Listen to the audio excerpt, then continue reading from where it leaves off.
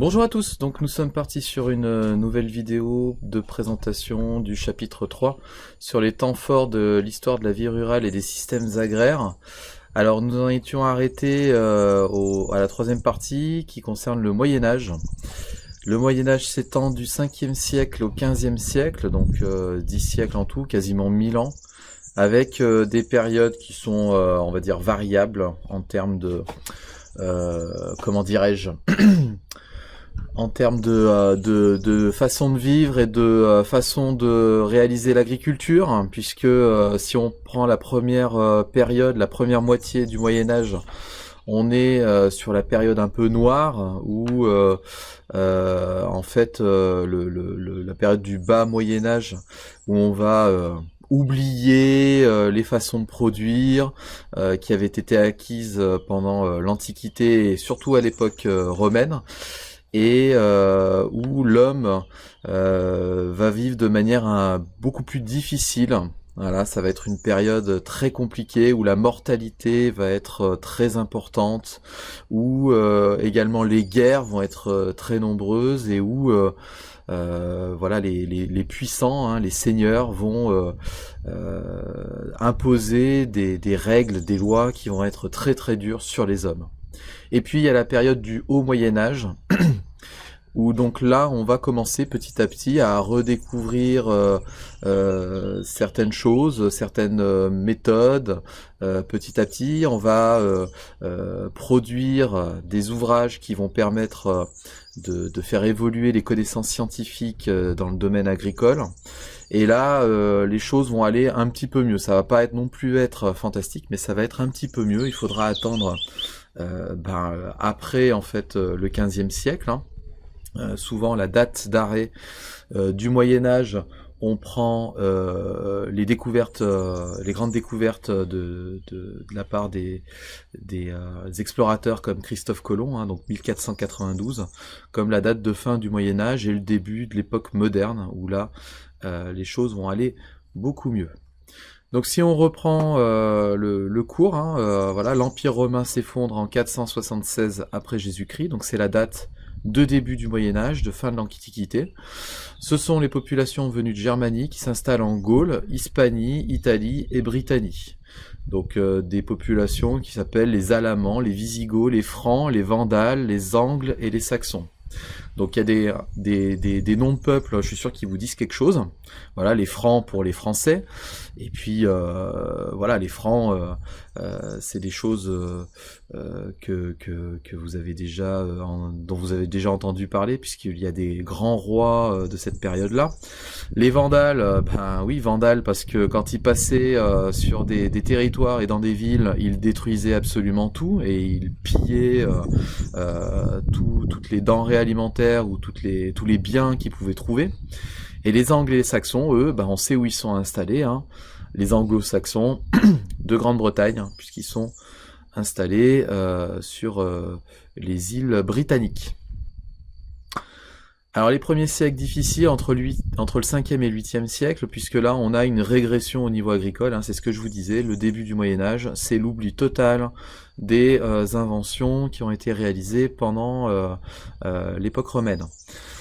Donc les luttes internes de la dynastie des Mérovingiens, ce qu'on appelait les rois fainéants entre 450 et 730, donc là il va falloir remonter loin dans votre mémoire, puisque cette dynastie-là, vous l'avez vue quand vous étiez en primaire, et oui, ça remonte, hein, va plonger le pays dans le chaos pendant presque 3 siècles. Donc là, on a 3 siècles où c'est le flou total, le brouillard. D'ailleurs, même les historiens ont très peu de données sur cette époque-là, très peu d'écrits.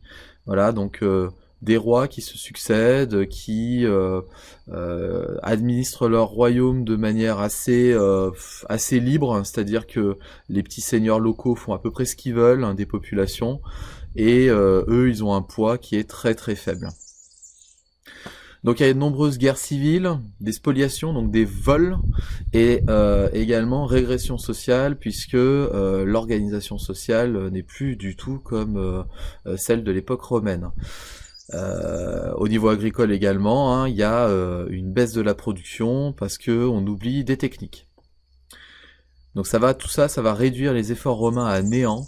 Les techniques sont oubliées, hein, et les nouvelles populations redémarrent à zéro. On assiste à un renouveau de l'élevage caprin et ovin, et également de la chasse. Et oui, alors on va élever beaucoup de moutons et de brebis pour la laine, évidemment, pour se vêtir, pour la peau, et également pour la viande. Et puis la chasse, hein, puisqu'on est également sur un regain de la forêt, et donc il y aura énormément de chasse qui va être pratiquée, et ça va nécessiter aux autorités de créer une réglementation qui va être assez sévère, puisque seuls les seigneurs pourront chasser, et la population n'aura pas le droit.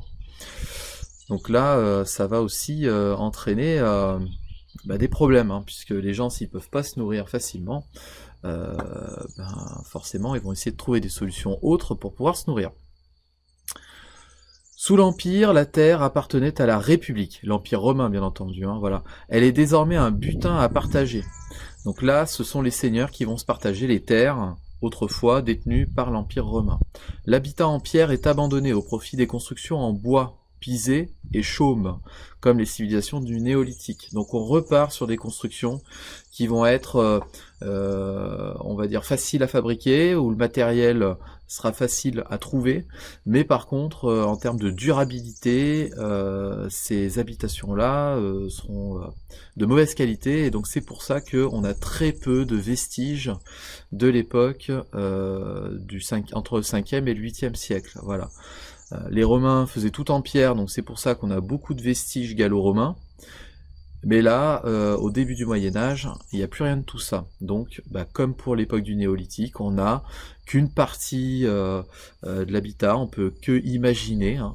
Voilà. Et c'est là l'objet de la petite image que vous avez là de l'habitation. Donc c'est la méthode de construction de l'habitat de cette époque du bas Moyen-Âge, hein, où on a donc un toit qui va être en chaume, des murs en pisé avec une armature en bois, un peu ce qu'on retrouve aujourd'hui par exemple dans certaines régions comme en Alsace, hein, du colombage, en fait, ça s'appelle. Et puis un soubassement en pierre. Alors pourquoi un soubassement en pierre? C'est parce que la terre retient l'humidité. Hein. Quand il pleut, elle va absorber et garder en surface l'humidité. Donc c'est pour éviter que l'humidité rentre dans la maison. Donc on va faire un soubassement en pierre pour protéger, pour éviter que le bas du mur ne prenne l'eau, que ça rentre dans la maison, et puis aussi également que ça s'effondre. Voilà, alors je vous ai mis là dans la partie du cours hein, une technique, donc la construction en pisé, hein, ici.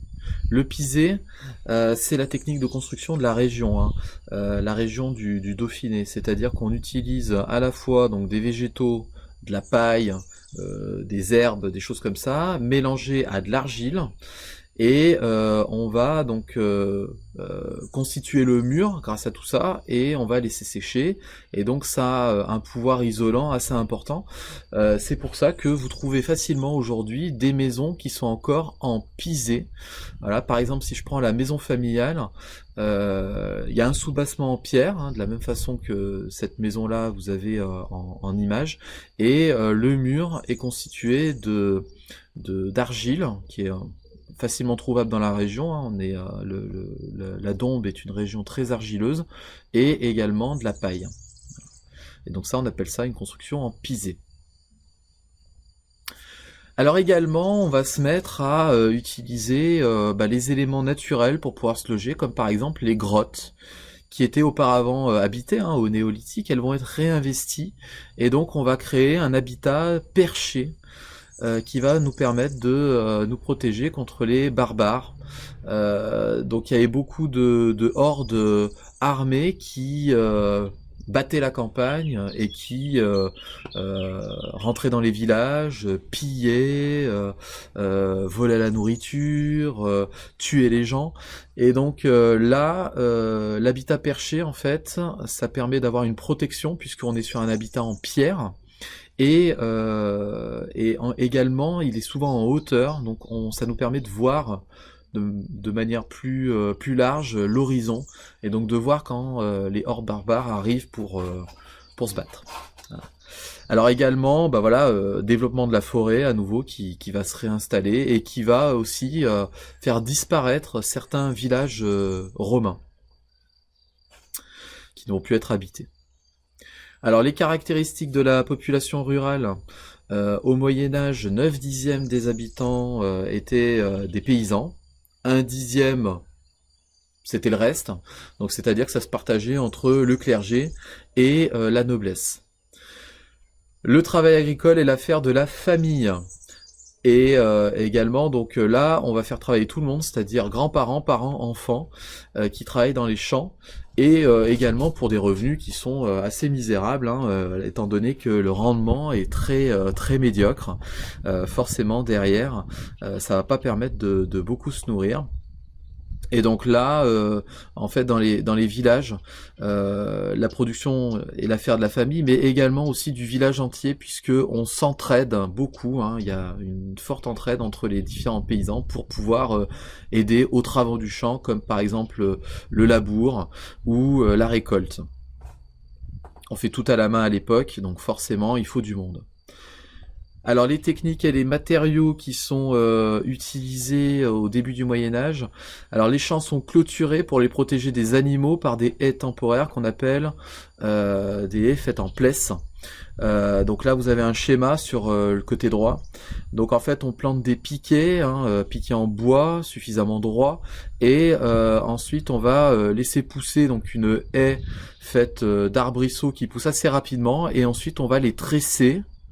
On voit bien la technique, hein, là, hein. On coupe la base du tronc, mais on va pas le couper en entier. Ensuite, on va plier l'arbrisseau et on va le nouer au travers des piquets.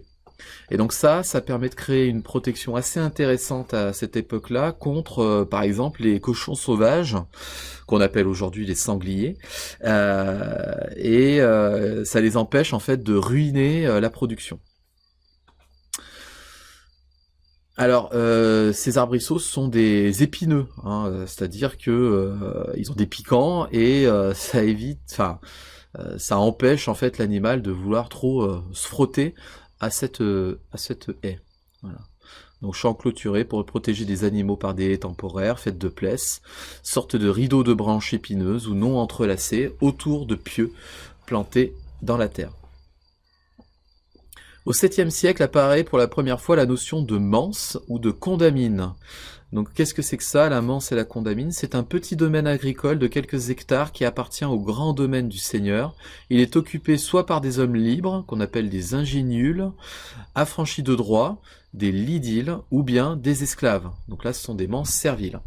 Donc en fait, le seigneur, qui a un territoire très large, ne peut pas pratiquer l'agriculture tout seul. D'ailleurs, c'est pas son boulot, lui. Lui, il est là pour administrer et pour gérer sa populace, hein. Donc il va déléguer des terres à des personnes différentes. Et donc à l'époque, il y a 3 grands statuts. Il y a les hommes libres. Il y a ceux qui ont été affranchis de droit, c'est-à-dire qu'ils étaient esclaves auparavant et ils sont devenus hommes libres, mais ils sont dans un statut intermédiaire, on va dire. Par contre, leurs enfants seront des hommes libres, ou bien des esclaves. Et donc là, en fait, pour être esclave, c'est très facile à l'époque, hein. Il faut soit avoir été capturé lors d'une guerre, soit s'être donné à un seigneur. Quand je dis s'être donné, ça veut dire que on n'avait aucune terre, aucun moyen en fait de se nourrir, et donc le seul moyen qu'on avait, c'était de se rendre auprès du Seigneur et puis de se donner à lui, hein, de lui appartenir entièrement. Et donc à ce moment-là, on devenait esclave, et le Seigneur pouvait évidemment faire ce qu'il voulait de nous, hein, mais bon, il avait besoin de main d'œuvre, hein, pour les champs, donc souvent il envoyait ses esclaves travailler dans des manses serviles. Hop, je redescends. Alors, vers la fin du 8e siècle, arrivent les Carolingiens. Donc les Carolingiens, ce sont des francs, hein, qui font partie de la noblesse, et c'est une famille, hein, les Carolingiens, qui, on va dire, est un peu plus organisée que nos chers Mérovingiens. Hein, ils vont avoir de plus en plus de pouvoir, hein, sont eux qui vont gérer un bon nombre de terres, et donc petit à petit ils vont supplanter les Mérovingiens et prendre le pouvoir. Et donc, grâce aux Carolingiens, on va avoir une première renaissance au niveau de la production et de l'organisation sociale des campagnes à cette époque. Donc là, on va voir la réapparition des villas. Hein, les villas, héritage de l'époque romaine. Donc l'économie reste strictement rurale car les villes ont pratiquement cessé d'exister, sauf quelques bourgs près des fleuves ou des confluents, comme par exemple Lyon, Orléans, Tours, Nantes et Toulouse. Cette économie se développe à partir des villas carolingiennes. Donc là, on n'est plus sur les villae romaines, on est sur les villas carolingiennes. Des améliorations structurelles. Donc là, en fait, les Carolingiens vont se mettre à produire ce qu'on appelle des capitulaires. Des capitulaires sont des documents administratifs qui vont permettre d'administrer des régions. Et donc, en fait, les Carolingiens sont très malins puisqu'ils vont, plutôt que de se dire « on va gérer un territoire nous-mêmes en entier hein, », on va déléguer, en fait, à des administrateurs certaines régions. Par contre, toutes les infos hein, vont descendre du haut, donc descendre du pouvoir, et vont être transmises aux administrateurs locaux, et ensuite on fait remonter les informations au centre du pouvoir. Et également on fait remonter les impôts, puisque le but évidemment c'est de collecter les taxes. Donc les capitulaires sont créés par les administrations de Charlemagne et permettent d'organiser les exploitations et de conseiller les propriétaires sur les listes de production à avoir dans le jardin, les quantités et les dates de livraison. Donc il y en a un qui est très connu et qui est disponible sur internet si vous voulez regarder à quoi ça ressemble. Ça s'appelle le capitulaire de Vilis où on explique aux paysans ce qu'il faut faire. Par ailleurs, le cheptel, c'est-à-dire le troupeau, est reconstitué dans le nord de la France. Des chemins sont construits, des vergers et des vignes sont plantés. Donc là, à nouveau, on a une production qui est rétablie par rapport à l'époque romaine. Il aura fallu attendre quand même 300 ans avant de retrouver ce qui avait été fait de l'époque romaine. L'agriculture reste cependant primitive et organisée sur le système féodal. Ce sont les seigneurs et les grands monastères qui gèrent une réserve entourée de manses libres ou serviles, donc ça on avait vu ce que c'était précédemment dans la définition, et dans certains cas, des terres de francs haleux. Alors, là, du coup, système féodal, c'est-à-dire que le seigneur gère ses terres de manière traditionnelle, hein, voilà. Donc il attribue, il les enlève en fonction de ceux à qui il veut les donner ou les enlever. Voilà. Par exemple, un cerf qui pose problème, hein, qui est un petit peu embêtant ou qui produit mal, eh ben, on va le virer et puis on va en mettre un autre. Voilà. Alors, définition sur la manse et sur le franc haleux. La manse, c'est une parcelle de terre possédée par un seigneur, noble ou ecclésiastique, qui va donner son exploitation à un esclave ou à un affranchi en échange d'une redevance. Sa taille est variable selon les régions et peut aller de 0,5 à 0,8 hectares. Donc les hectares, alors un hectare c'est 10 000 mètres carrés. D'accord, 10 000 mètres carrés, donc 0,5 hectares, c'est 5 000 mètres carrés. Donc c'est quand même une taille qui est assez importante, hein, voilà, mais qui est suffisante en fait à gérer pour une famille. Aujourd'hui, un agriculteur ne peut pas vivre de son travail en dessous, on considère, de 75 hectares environ. Voilà. Il faut avoir 75 hectares de terre pour pouvoir vivre de son travail. Là, à l'époque, 0,5, 0,8, c'est quelque chose d'assez normal. Et tout le monde, d'ailleurs, pratique l'agriculture de cette manière-là. Voilà. Et donc, ensuite, le franc haleux, c'est un paysan qui possède sa terre en pleine propriété. Évidemment, le franc haleux, ils sont assez rares. Donc, en gros, le seigneur, donc deux catégories de seigneurs, seigneur, noblesse. Donc là, la noblesse liée au roi, hein, voilà, il a été fait noble, anobli par le roi. Et donc là, il va gérer, on va dire, c'est son cheptel de serfs, hein, donc de paysans. Il va leur attribuer les terres. Donc parmi ces paysans-là, on va avoir des esclaves ou des affranchis, ou des hommes libres aussi, dans certains cas. Et puis également, vous avez des seigneurs ecclésiastiques, c'est-à-dire des cardinaux qui ont obtenu des terres et qui gèrent aussi des populations. Et donc là, eux, pareil, de la même manière, ils gèrent un groupe d'habitants, hein, un groupe de serfs, et il y a également des esclaves et des affranchis. Ensuite, on a le franc halleux. Donc le franc halleux, lui, il a obtenu sa terre en pleine propriété, c'est-à-dire que il ne paye pas de redevance au seigneur. Alors ces francs halleux sont assez rares, comme je l'ai dit, mais donc eux, ça va leur permettre de pouvoir s'enrichir de manière un peu plus importante, et puis qui sait peut-être de monter dans la hiérarchie et de devenir noble un jour. Donc après les Carolingiens vient la période des Capétiens. Donc à chaque fois, ce sont des noms de famille, hein. Mérovingien, Mérové, Carolingien, Charlemagne, et les Capétiens, c'est Hugues Capet. Et donc là, les Capétiens arrivent à la fin du IXe siècle, hein, et là également, enfin là, on repart sur une nouvelle décadence, c'est-à-dire que la période, l'âge d'or de l'époque carolingienne va se terminer, et donc là, à nouveau, on va partir sur une période un peu noire, un peu triste pour les campagnes. Voilà. De toute façon, que ce soit au niveau économique et social, hein, ça fait toujours, en fait, ça oscille dans le temps. Voilà. Un coup ça va moins bien, etc., etc. Alors, face aux multiples envahisseurs, vikings au nord, musulmans au sud, les Huns à l'est, une part des populations des campagnes quittent les plaines pour s'installer sur des sites perchés, ou ce qu'on appelle aussi les sites troglodytiques. C'est ce que je vous disais tout à l'heure, hein, on va s'installer dans les grottes pour pouvoir se protéger.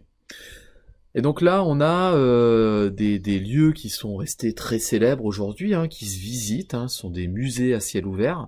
Donc par exemple, vous avez la Roque Saint-Christophe en Dordogne, qui est un lieu magnifique, hein, où on voit en fait une falaise rocheuse, on a le site qui est conservé, qui a été réaménagé bien entendu pour la reconstitution, et on voit en fait la plaine à perte de vue, donc là on voit bien en fait le principe du site défensif, hein, que les populations ont souhaité aménager. Donc une part de la population libre va demander la protection d'un seigneur en échange de l'exploitation de ses terres. Donc là, encore une fois, le modèle féodal s'impose. Donc toujours le même système, toujours la même organisation. Et là, c'est le seigneur, il est chargé de protéger les populations qui pratiquent l'agriculture pour lui. Alors, structure agraire et technique utilisée. L'unité de base reste le manse. Donc là, on est toujours sur la même organisation, c'est-à-dire que les populations ont entre 0,5 et 0,8 hectares. Il peut abriter une ou plusieurs familles. Une part est réservée aux jardins dénommés les courtiles, clos ou vachères. Donc là, c'est là où on va produire les légumes. Donc ils reçoivent de l'engrais et sont bêchés, c'est-à-dire qu'on va retourner la terre. Ce qui n'est pas forcément évident, puisque des fois on retournait pas la terre, hein, et ça produisait pas très bien. Une autre part sont des champs dispersés à différents endroits et encloses de haies ou palissades afin de les protéger des bêtes. Donc là, des champs où on produit des céréales ou d'autres choses, hein, voilà, des légumineuses. Et là, on va les protéger pour éviter que les bêtes ne détruisent tout. Et puis la dernière partie, c'est des terres incultes, laissées en jachère ou en friche, où vont pâturer collectivement les animaux. Donc là, tout le village en fait va mettre les animaux au même endroit, et donc on va leur mettre des signes pour les reconnaître, hein, au fer par exemple. Voilà, ils vont avoir une marque, et du coup ils vont paître collectivement dans cet endroit-là. Alors souvent les bêtes aussi appartenaient aux seigneurs, hein, donc les paysans en fait avaient une forme de location des bêtes. Alors l'occupation des sols, elle est très variable et le peuplement dispersé, donc c'est-à-dire que bon, il y a peu d'habitants quand même sur les terres, hein, voilà, une densité de population faible, et également donc assez dispersés les uns les autres, c'est-à-dire que les communications entre les différents lieux sont assez compliquées. Certains espaces sont des déserts humains et d'autres sont surpeuplés. Donc évidemment, autour des grandes villes et autour des fleuves, des rivières qui sont navigables, il va y avoir un peu plus de monde. La cause est que seuls les sols faciles à travailler sont exploités. Donc on va pas s'enquiquiner avec des terres trop argileuses, on va évidemment s'installer dans des zones où les terres sont plutôt bonnes et produisent. Alors les domaines ecclésiastiques, donc les seigneurs qui sont religieux, hein, les cardinaux, tout ça. Hein. Donc ces domaines-là vont s'agrandir rapidement pour atteindre entre 30 000 et 40 000 hectares. Et en tout, en termes de population, hein, 20 000 serfs vont travailler pour ces grands domaines. Les donations des propriétaires se développent car les paysans obtiennent la sécurité et gagnent le salut divin. Donc c'est-à-dire que les hommes libres qui possédaient des terres, bon bah à l'aube de leur mort, vont, c'est la tradition, hein, on fait don de ce qu'on possède à l'Église. Un petit lien avec ce qu'on avait dit en M21 précédemment, hein, la religion catholique, l'homme s'accomplit à partir du moment où il est charitable et où il est pauvre.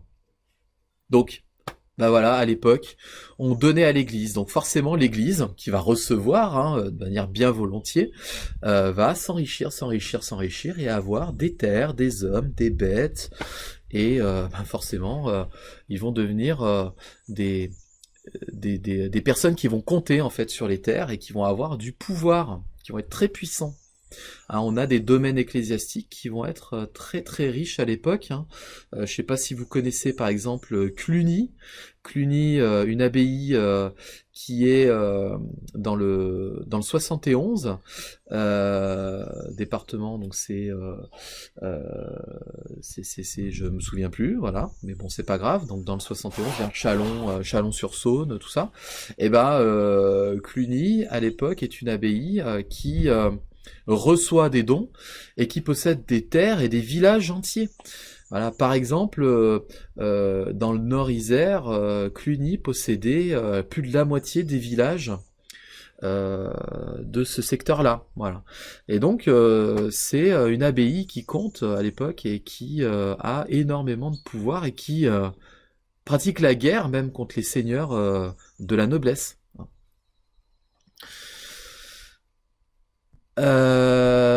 Donc au Xe siècle, un tiers des terres sont détenues par l'Église. Donc sur le territoire français, hein, le royaume de France, un tiers des terres, c'est l'Église qui possède ces terres-là. Les seigneurs prélèvent le champard, c'est un impôt seigneurial prélevé en nature qui correspond entre 1/10 et 1/16 de la récolte. Les ecclésiastiques, ils perçoivent la dîme à 1/8 à 1/50 des récoltes prélevées en nature. Donc, on paye en nature, c'est-à-dire on paye en grains. Le seigneur de la noblesse reçoit le champard, le seigneur ecclésiastique, la dîme. Et donc, grosso modo, on doit donner 1/10 de sa récolte au seigneur par an. Donc ce qui fait que le seigneur quand même cumule 1/10 de chaque serf, et forcément derrière il a une récolte qui est très importante. On utilise également la technique de la rotation triennale. Donc rotation triennale, c'est-à-dire que on va planter des blés à différentes périodes, donc blé d'hiver, blé de printemps, et également on va utiliser la jachère.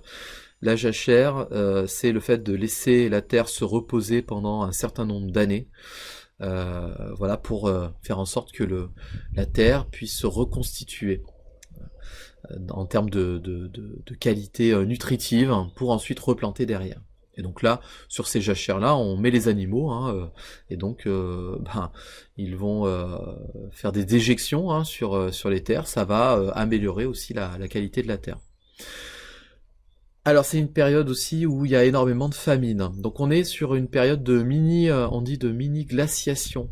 C'est-à-dire qu'il fait globalement froid, hein, très froid. Les hivers démarrent fin octobre pour se terminer mi-avril. Voilà, avec des hivers qui sont assez rigoureux avec beaucoup de neige, hein, c'est pas du tout ce qu'on connaît aujourd'hui avec le réchauffement climatique. Donc forcément la période de récolte elle est un petit peu différente quoi, voilà. Donc du coup il y a des périodes en hiver surtout où on va manquer de nourriture. Donc les conditions d'existence du peuple sont fragiles et mauvaises, l'alimentation de base est le pain, les bouillies et les soupes de pois, de fèves, d'herbes diverses et surtout la viande de porc. Les rendements sont médiocres, ce qui provoque des famines importantes. Après l'an 1000, on va avoir une période de renouveau. Donc là, les campagnes vont redevenir dynamiques. On a plusieurs souverains qui vont se succéder en France. Donc je vous ai mis quelques-uns, hein, Louis VII, Philippe Auguste, Saint-Louis et Philippe le Bel. Grâce à eux, le contexte et un contexte climatique favorable entre 950 et 1250, c'est-à-dire que là, il va y avoir un petit réchauffement climatique et les hivers vont être moins longs. Les campagnes vont connaître un essor, donc c'est-à-dire un développement important, et elles vont s'ouvrir aux influences extérieures. Donc là, il va y avoir davantage de communication entre les populations. Pourquoi ? Parce que on a davantage d'habitants. On passe de 8 ou 9 millions d'habitants vers l'an 1000 à plus de 20 millions vers 1250. Donc là, augmentation de la population. Donc c'est simple, hein, pourquoi elle augmente la population ? Parce qu'il y a plus de nourriture. On va également pratiquer le défrichement. Donc là, comme on est nombreux, il nous faut une ressource qui permette d'avoir de l'énergie, du combustible, et donc le combustible à l'époque, le seul, l'unique qu'on avait, c'était le bois, et donc on va pratiquer l'essartage, donc c'est-à-dire la coupe du bois. On va donc confier à des paysans le soin d'aller s'installer dans des clairières au milieu des bois et à couper le bois qui est autour d'eux, voilà, et donc ils vont pouvoir le vendre, il y a une partie qui va revenir au seigneur, comme d'habitude, et donc là, on va découvrir de nouvelles terres qui vont pouvoir être labourées pour pratiquer l'agriculture. En Bourgogne et autour de Paris, donc ce sont des régions pionnières au niveau du défrichement, qui va débuter autour de 950 dans les communautés monastiques des ordres de Cluny, je vous en parlais tout à l'heure, et de Cîteaux, basés sur la règle de Saint-Benoît. Un modèle d'organisation rurale prenant de plus en plus de surface au défrichement des réserves de chasse seigneuriales. Donc là, en fait, on va couper du bois, mais derrière, ça va forcément influencer le domaine seigneurial pour la chasse, notamment. Et donc, le seigneur va quand même préserver certains domaines pour pouvoir pratiquer la chasse, puisque c'est l'activité principale de l'époque. Hein, c'est un peu le sport national de l'époque, la chasse, hein. On n'a pas grand chose d'autre à se mettre sous la dent, donc voilà, il faut quand même préserver tout ça. Cette extension des cultures entraîne l'élargissement de d'impôts nouveaux, hein, donc là on a de plus en plus de richesses, on voit que les paysans sont mieux lotis, donc on va se dire on va pouvoir prélever davantage d'impôts, et donc c'est pour ça que le clergé par exemple va prélever ce qu'on appelle les dîmes novales, donc des terres nouvellement défrichées, donc ils vont prélever encore un dixième sur ce qui va être défriché, en plus. Et puis la noblesse va mettre en place les banalités. Donc les banalités, c'est pas rien, hein. C'est la perception des taxes sur l'utilisation des outils communs, c'est-à-dire tout ce qui va permettre de transformer en fait la production, comme les fours, les pressoirs, les moulins, etc., etc. À l'époque, un paysan n'avait pas le droit d'avoir chez lui un four. Et oui, les fours étaient communs, des fours qui étaient pour la communauté. Les pressoirs également pour le raisin, pour fabriquer le vin, ils étaient communs. Et les moulins pour faire la farine étaient communs également. Donc en fait, là, dans chaque village, on avait ces éléments-là, et donc il y avait évidemment un homme du seigneur qui était présent et qui prélevait des taxes sur ce qui était sur l'utilisation de ces outils. Donc on prélevait encore un dixième sur ce qui était fabriqué. Les ponts également. Imaginez un paysan qui habite d'un côté de la rivière et qui doit passer de l'autre côté pour pouvoir pratiquer l'agriculture, et ben chaque jour, il devait payer une taxe en nature. Donc ça pouvait lui revenir très très cher, cette histoire. Donc là, vous avez dans le cours une gravure qui vous présente un four banal utilisé par les paysans pour cuire le pain.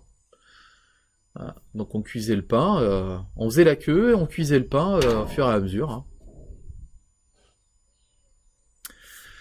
Donc par ailleurs, un peu partout, les territoires communaux des villages prennent de l'extension en rognant sur les lisières forestières et les parcelles gagnées deviennent des essarts, des plans, des brosses, des vernes, qu'on trouve également dans la toponymie. C'est-à-dire qu'aujourd'hui, dans les noms de lieux, on retrouve ces éléments-là qui sont présents. C'est un héritage de cette époque entre l'an 1000 et 1250.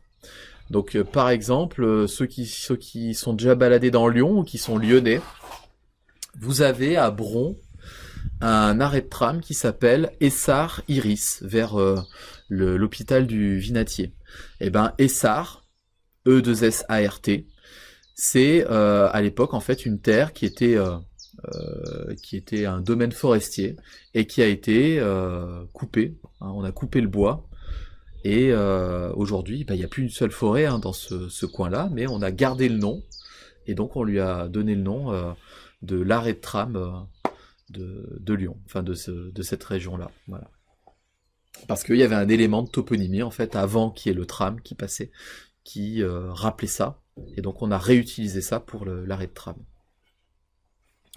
En même temps, de nouveaux finages apparaissent par la fondation de villages neufs. Donc là, nouveaux finages, c'est-à-dire de nouveaux territoires qui vont avoir des qualités différentes. Il va y avoir un peu de bois, il va y avoir de l'eau, il va y avoir des terres cultivables, il va y avoir un village.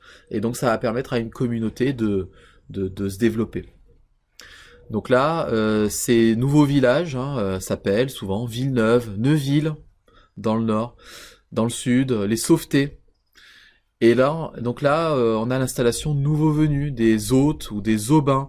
Donc les hôtes, ce sont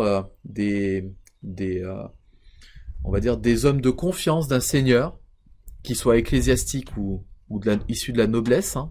On va lui confier un groupe d'hommes, on va lui confier de l'argent, des matériaux, de l'équipement, et il va aller s'installer dans un endroit pour le compte de ce seigneur-là. Voilà. Et donc les hôtes deviennent en quelque sorte derrière des maires. Hein. Mais ils sont toujours affiliés à un seigneur. Donc ils lui doivent des taxes, d'appliquer les règles, etc., etc.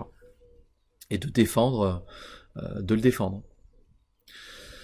Voilà, donc si je prends par exemple des noms de villages comme Neuville-les-Dames ou Neuville-sur-Saône, et ben là on a typiquement des villages qui ont été créés à cette époque-là. Au total, on estime que le gain en surface cultivée est un peu plus de 15% en 2 siècles. Donc là, on va augmenter fortement la surface cultivée.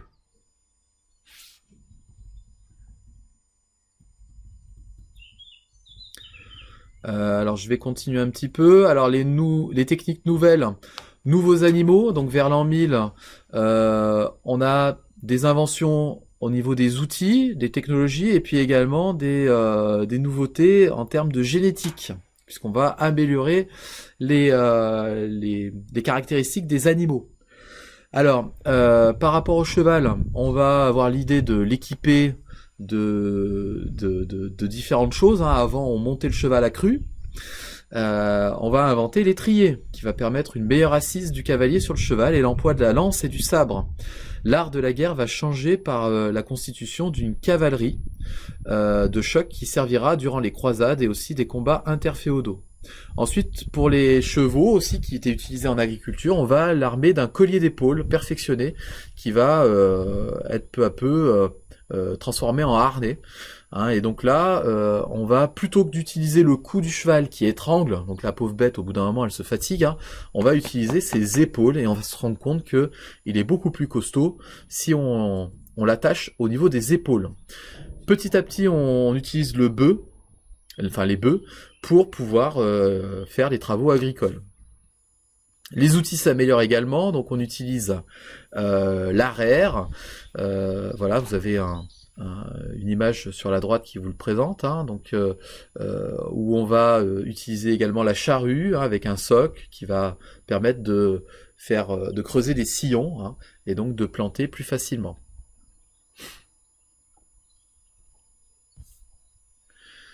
Voilà, après, bon bah voilà, équipement sur les bœufs aussi pour pouvoir les faire travailler, leur faire travailler la terre plus facilement. La faucille pour les moissons. Donc là, les forgerons vont développer des techniques hein, pour travailler le fer. Et également des nouveaux métiers, donc maréchal ferrant, le charron, le bourlier. Voilà, ce sont des gens qui travaillent tous un matériau différent, donc le fer, le bois et le cuir. Et donc là, on va développer des outils plus efficaces et qui vont avoir une meilleure durabilité. Le fléau, donc c'est cette espèce d'outil là qu'on voit sur l'image, hein, espèce de nunchaku là, qui sert donc à battre le blé. Hein, on n'a pas de moissonneuse-batteuse à l'époque, hein, donc on récolte les épis de blé, on les entasse et après avec le fléau on bat pour faire sortir les grains. Donc on invente ça, c'est plus pratique de le faire à la main ou avec les pieds. Les cultures, techniques de culture, rotation triennale qui se développe. Donc on va perfectionner ces façons culturales avec les 3 labours, l'utilisation de la charrue, l'utilisation du fumier, des engrais comme le marnage. Donc le marnage, c'est l'utilisation du calcaire. On va utiliser également sur les terres acides la chaux. Voilà, pour équilibrer hein, le pH de la terre et faire en sorte que ça produise mieux. Donc ça, on le fait dans des régions particulières. Voilà, dans la région de la Marne, par exemple, département de la Marne, la Haute-Marne, on utilise la chaux hein, pour pouvoir rendre les terres plus fertiles. Et puis dans d'autres régions, on va utiliser d'autres techniques. Voilà. Également, donc sur les côtes, on utilise les fientes d'oiseaux, hein, le goémon, pour pouvoir rendre les terres plus fertiles. Voilà. On fait des rotations triennales, c'est-à-dire que on va pas cultiver les mêmes plantes selon les mêmes périodes, enfin selon les périodes différentes. Donc avant, on faisait que du blé toute l'année, donc forcément ça s'appauvrissait parce que le blé prélève dans le sol des nutriments propres à lui, alors que si on fait tourner entre le blé, l'orge, l'avoine, on va avoir d'autres choses. Alors ne me parlez pas de maïs, à l'époque le maïs, il n'y en a pas. Hein, c'est une plante qui vient d'Amérique, donc il faudra attendre encore un peu pour voir du maïs cultivé sur les terres européennes.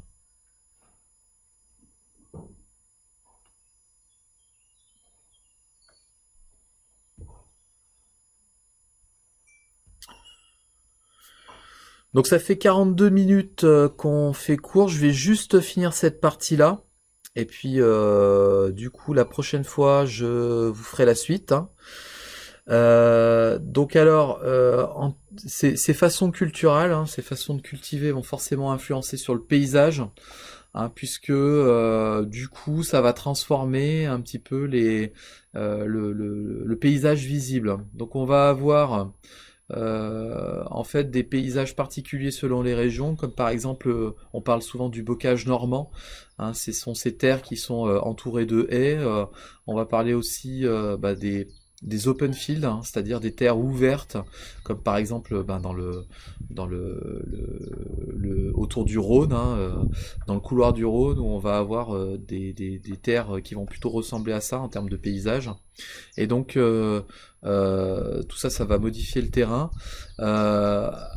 Alors je reprends le cours là, hein, donc ce qui conduit au paysage rural classique des champs ouverts ou open field typiques dans le nord-est de la France, également dans le couloir du Rhône, je le disais, et abandon des clôtures, pratique de la veine pâture, c'est-à-dire qu'on va envoyer les animaux dans les forêts, elles vont se nourrir par elles-mêmes et on va les récupérer par la suite pour les manger, hein, surtout les cochons, on fait ça.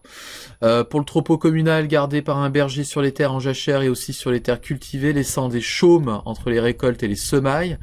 Donc le grain est au propriétaire, mais la tige est à la communauté, c'est ce qu'on appelle le droit d'éteule. Et c'est pourquoi la faucille est réservée à la moisson et la faux à la fenaison. Donc là, c'est quand on cultive en fait une terre, quand le cerf va moissonner, donc récolter le grain, il va laisser la tige, donc il va prélever vraiment que la partie où il y a le grain, et la tige, on va pouvoir envoyer des animaux pour pouvoir les nourrir. Et donc peu importe la terre à qui elle appartient, tous les paysans ont le droit d'envoyer leurs animaux. Voilà, c'est une forme de solidarité en fait, hein, qui est développée. À cette époque, date le découpage si typique et si particulier de la France en 3 zones à structure agraire différentes qui se perpétuera jusqu'au milieu du XXe siècle. Donc au nord, on dit que c'est la civilisation de l'open field et de la charrue, assolement triennal, champs découpés en lanières parallèles et étroites et très longues. Donc elles sont comme ça, enfin les terres sont de cette forme-là, c'est-à-dire qu'on a entre 0,5 et 0,8 hectares, mais c'est très étroit, hein, une dizaine de mètres de largeur maximale, et puis des centaines de mètres en longueur, parce que c'est plus pratique à cultiver. Au sud, on a la civilisation du Midi et de l'Araire, assolement biennal, les champs ouverts et irréguliers. Donc là, c'est pas en lanière, hein, y a pas de clôture non plus. Et on cultive ce qu'on peut déjà parce que les terres sont assez sèches et assez mauvaises. Donc voilà, des terres qui sont plutôt, moins bien organisées que dans le nord. Et puis à l'ouest, civilisation du bocage, des champs clos entourés de haies avec une forte densité de prairies. Donc là, on fait beaucoup plus d'élevage. Se développent également les moulins à eau, c'est-à-dire que on va développer une technique qui permet d'utiliser l'eau comme une source d'énergie pour pouvoir moudre le grain. Et donc là, c'est plutôt intéressant puisque on va plus utiliser les animaux, on va laisser donc l'eau faire son travail et ça va permettre aux paysans d'alléger leurs tâches puisque le problème de l'animal c'est qu'à un moment il s'épuise, donc ils sont obligés de le laisser se reposer alors que l'eau, le moulin à eau tourne tout le temps. Donc il n'y a pas de problème. C'est une petite révolution industrielle, consécutive à l'introduction de ces nouvelles techniques, conduisant à une amélioration du travail de la terre, à une hausse des rendements agricoles, et une production accrue et une meilleure alimentation humaine. Voilà. On va terminer quand même. Donc le pain c'est la base de l'alimentation, hein, on fait du pain avec tout, hein, seigle, orge, métaille, c'est l'aliment de base le plus consommé par toute la population. On mange entre 500 grammes à 1 kg de pain par jour et par personne. Donc en gros 500 grammes c'est 2 baguettes aujourd'hui, 1 kg c'est 4 baguettes. Cet aliment est complété par des œufs, du hareng, des légumineuses, de la viande, 3 fois par semaine, mais de mauvaise qualité, c'est-à-dire que la bonne viande est réservée aux seigneurs, et puis les paysans, eux, ils rongent les os et ils mangent le gras, les graisses qui sont pas terribles, quoi. Voilà. Cet aliment donc est complété par ça, et puis également des plantes comme le pourpier, la tripe madame ou coq des jardins, l'ail, le cresson, la betterave.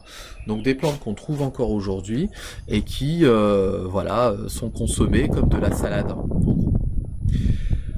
Alors également c'est une période où les guerres ne s'arrêtent pas, hein, puisqu'il y a la guerre de 100 ans conjuguée aux épisodes de la peste noire. La peste noire autour de l'an 1000 est terrible, hein, donc là ça va provoquer un recul de l'organisation des campagnes et la démographie du pays. Donc en 1250, grosse crise sanitaire, mais là c'est la peste, hein, c'est autre chose que le Covid-19, et donc là la moitié de la population européenne morte.